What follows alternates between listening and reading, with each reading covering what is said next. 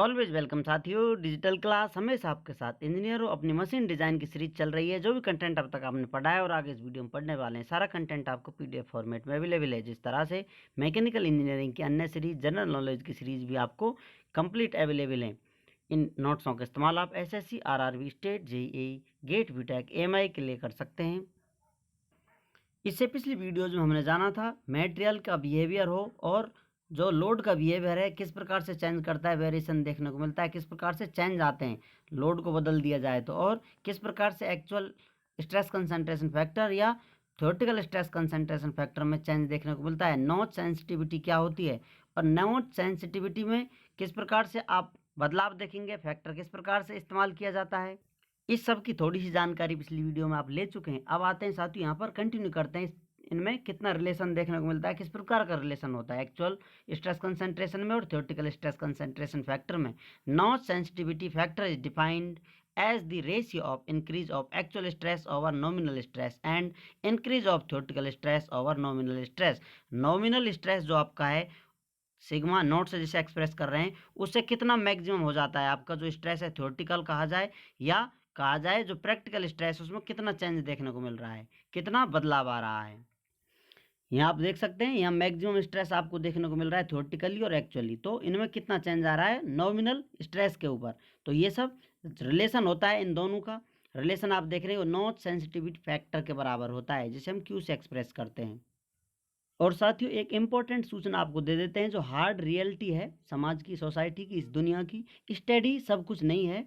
आप देखें बहुत सारे लोग हैं स्टडी को सब कुछ मानते हैं, एजुकेशन को ज़िंदगी का सब कुछ मानकर चलते हैं। हाँ, हो सकता है कुछ लेवल पर जाकर ये सब आप मान लें, लेकिन स्टडी एजुकेशन ज़िंदगी का एक हिस्सा है छोटा सा।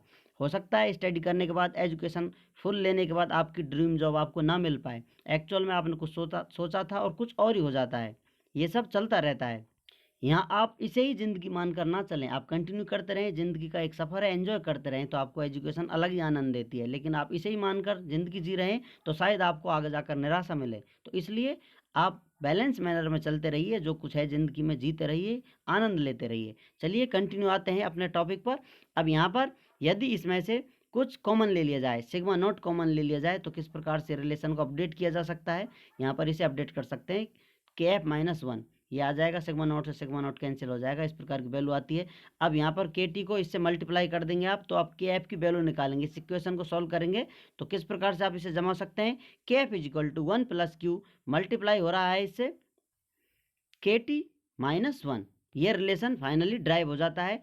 इस रिलेशन से आप इसे देख सकते हैं। तो अब ये रिलेशन बन गया आपका। यदि आपका मेटेरियल 100% सेंसिटिव है, जैसा आप देखेंगे यहाँ पर जो वैल्यू है, ये वैल्यू कितनी आएगी, ये 0 से लेकर मैक्सिमम 1 हो सकती है, क्योंकि यहाँ पर KT की वैल्यू अधिक है, इसकी वैल्यू कम है। अब यहाँ पर मैक्सिमम कितनी हो सकती है वैल्यू, ये मैक्सिमम KT के बराबर हो सकती है, तो वैल्यू 1 आ जाएगी। या अन्यथा पॉइंटों में जाए 9, 0.8, इस प्रकार 0 होते होते पॉइंट लगा कर आएंगे आप, 1 से नीचे ही रहेगी, तो 0 से ऊपर जा सकती है 1 और 1 से नीचे आ सकती है, तो एक के वेरिएशन में घूमती रहेगी, 0 to 1 इसकी रेंज रहेगी।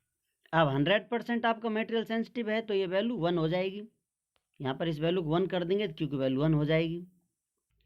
क्योंकि यहाँ पर के एफ और के टी की वैल्यू सेम हो गई है, तो यहाँ पर क्यू की वैल्यू कितनी आ जाएगी, 1 के बराबर प्राप्त हो जाती है। नॉच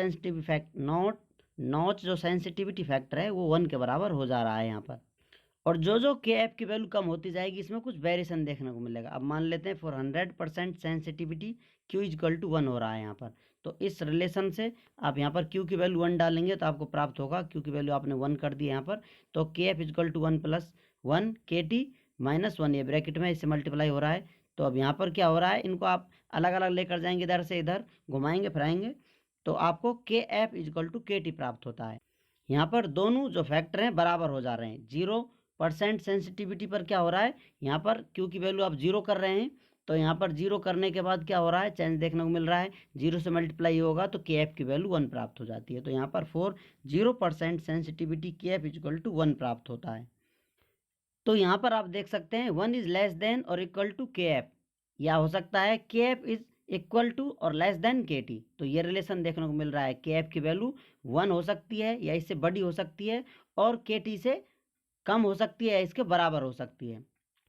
इसी रेंज में ये वैल्यू घूमती रहेगी। कम से कम कितनी हो सकती है, 1 हो सकती है, 1 तक जा सकती है, और मैक्सिमम KT के बराबर हो सकती है। आपको ऐसा भी लग सकता है 100% सेंसिटिविटी है और यहाँ पर 0% सेंसिटिविटी है, तो मटेरियल उल्टा बिहेवियर शो कर रहा है। ज़्यादा सेंसिटिविटी है इसमें, सॉरी, या इसकी कम सेंसिटिविटी है, तो किस प्रकार से बिहेवियर शो कर रहा है, उल्टा देखने को मिल सकता है। फैक्टर कुछ और कह रहा है और यहाँ पर डाटा कुछ और कह रहा है, लेकिन इसी प्रकार हमें रिलेशन पढ़ते आ रहे हैं। तो कंटिन्यू करते हैं। एंडोरेंस स्ट्रेंथ और एंडोरेंस लिमिट, ये सब क्या होता है, एंडोरेंस स्ट्रेंथ और एंडोरेंस लिमिट क्या होती है, थोड़ा बता देते हैं आपको। जहाँ तक मटेरियल आप इस पर अत्याचार करते हैं उस सीमा को सहन कर सकता है, वो उसकी सीमा होती है एंडोरेंस लिमिट। उसके बाद ये मटेरियल टूट जाता है, रिएक्ट कर देता है, आपका सिस्टम फेल कर देता है, वो लिमिट क्रॉस हो जाती है। तो ये सब जानेंगे आगे आने वाली वीडियो में। उम्मीद करते हैं विद्वानों वीडियो में दी गई अब तक की जानकारी आपको अच्छे से समझ में आई होगी।